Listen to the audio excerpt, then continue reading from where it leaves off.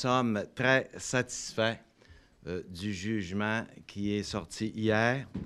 Une victoire pour nos historiques qui vise à protéger nos droits, notre culture, notre patrimoine. Je tiens à remercier les citoyens qui, tout au cours de ce procès qui a duré 7 ans, nous ont appuyés. Et je remercie aussi d'une façon tout à fait particulière ceux qui nous ont supportés financièrement.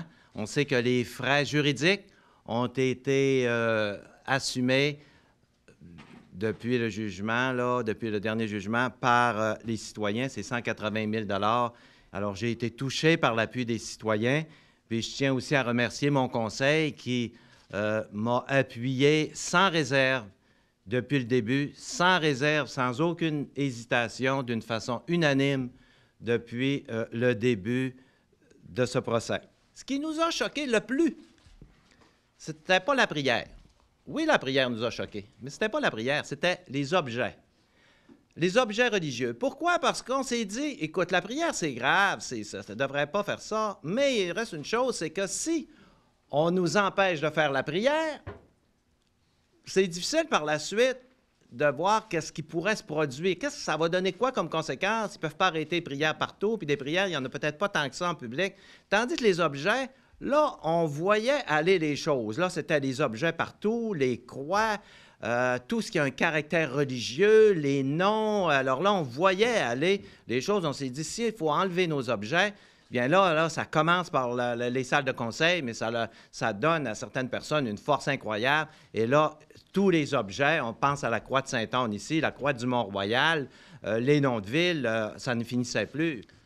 Le Québec est une nation dont l'héritage, la culture ont des racines religieuses. Notre patrimoine, que ce soit notre patrimoine spirituel, que ce soit notre patrimoine physique, a des origines religieuses. On voit nos églises partout. On voit des objets religieux partout. On n'a qu'à se promener n'importe où. Notre paysage est plein d'objets religieux. Je respecte ceux qui ne croient pas, autant que je respecte ceux qui croient.